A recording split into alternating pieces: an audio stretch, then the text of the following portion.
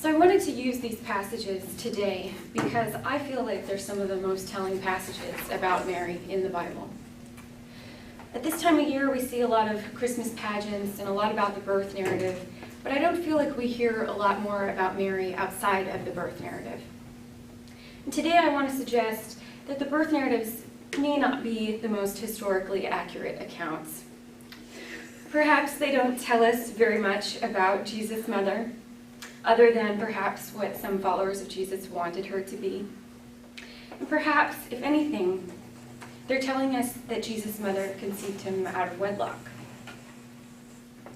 The census story is unlikely.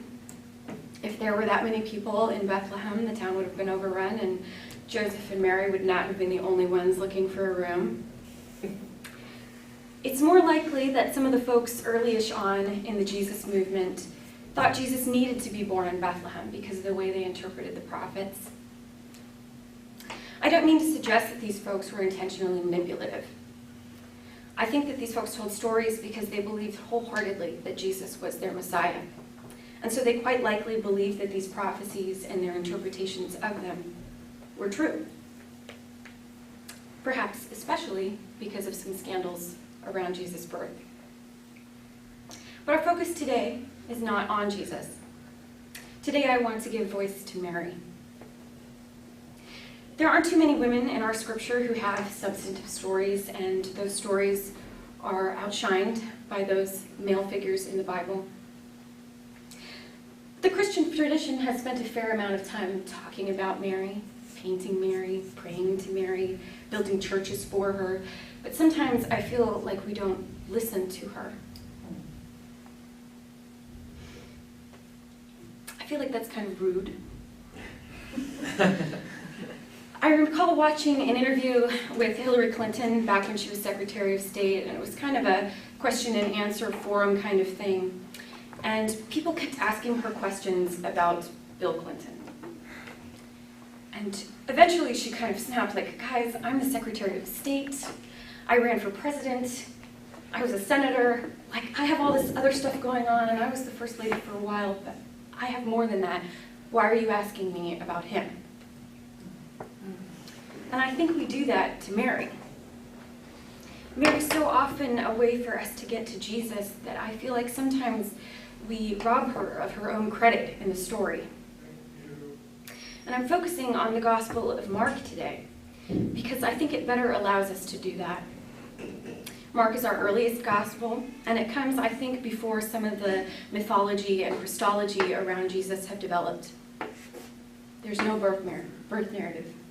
Mary gets to be Mary away from her Bill Clinton. As Christians, we've shown up and asked her to get a message to Jesus for us and to pose nicely for Christmas pictures, but have we listened to her? So let's think about our scripture passages today. The only passages about Mary in the Gospel of Mark. Is Mary part of the family that tries to restrain Jesus, thinking he's going a little crazy? When Mary and her children went out looking for Jesus, and Jesus says that his true family are those who do the will of God, does that hurt her feelings? Did Jesus come talk to them after that, or did he just blow them off? And Jesus suggests that his hometown and kin have rejected his teaching. Is Mary part of that? If these are the inklings we get about Mary, what do we make of them? We notice that Mary's not a perpetual virgin in these stories. She has some of her children with her. Maybe that's not a part of Mary's story. Maybe that's a part of our story. Maybe churches decided that Mary was a virgin, and then a postpartum virgin, and then immaculately conceived, and then that she didn't die, she ascended into heaven. If these aren't things we can say about Mary, then what do they say about us and the way that we're telling her story? John Shelby Spong, the former Bishop of Newark, would suggest that by asking her to play this part that I've described, she's desexualized, dehumanized, and then lifted up to God. Wasn't she good enough as she was?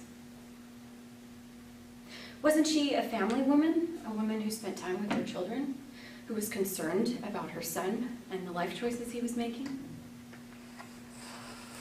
Didn't Mary raise Jesus, this figure who is of critical importance to many of our spiritual lives? Why don't we give her that credit? The more I start to ask these questions about who Mary is, the more I start to get angry. The more I start to think that some guys with patriarchal and perhaps even misogynistic views tried to shape Mary into a woman who they thought was good enough for holiness. When you strip away those lenses of doctrine that have been offered by churches for centuries, you might be left with a doubting, challenging Mary. And it seems to me that the most sure thing we can say about Mary is that she was probably an amazing mother, if she parented Jesus. Beyond that, the closest thing that I can find to truth by looking at the Gospels, and especially the Gospel of Mark, is that she may have challenged Jesus' ministry, and she may have conceived him out of wedlock. That woman raised Jesus. But our ancestors seem to refuse to give that woman credit. Why not? Perhaps because leadership was beginning to squeeze women out of power positions they seem to have had in the early church. It can be difficult to remain countercultural while gaining momentum. And Mary, a figure who we seem to know so little about historically, seems to be a creation of churches later in history. Many of the voices who think women aren't fit for public office or leadership call to these Marian or biblical values about women. The ideal womanhood in the Bible, as presented through the person of Mary and via these extra-biblical doctrines, this Mary is stripped of sex and humanity in order to create a woman that is no longer a woman. It tells us to be nothing except chaste and maternal. I recently read a sermon by Neophytus, a monk who lived in the Middle Ages. In it, he likened Mary to a table, a throne, a ladder, a grapevine, a mounted chariot, a heifer, and an unblemished ewe. I hear these kinds of things seeping out of our churches today, and it makes me very sad. Woman to be used. We have let dogma fill in the blanks about this young, shamed woman who bore a child out of wedlock. We imagine Mary as perpetual virgin and bearer of God. She's the perfect example of mother and virginity that are completely impossible together. For most of the human experience, to be a mother means you're probably not a virgin. Yet, here comes patriarchy, imagining the ideal woman in this way. As Christian women, it is often what we are given to emulate, impossibility. As if it's not proper for women to be their authentic selves. This task is set before many women in patriarchal societies. Exist as an oxymoron. Be a mother and a virgin. Be modest and sexy. Be kind but don't provoke jealousy. Make food and stay thin. To be a woman is to be the creator of life.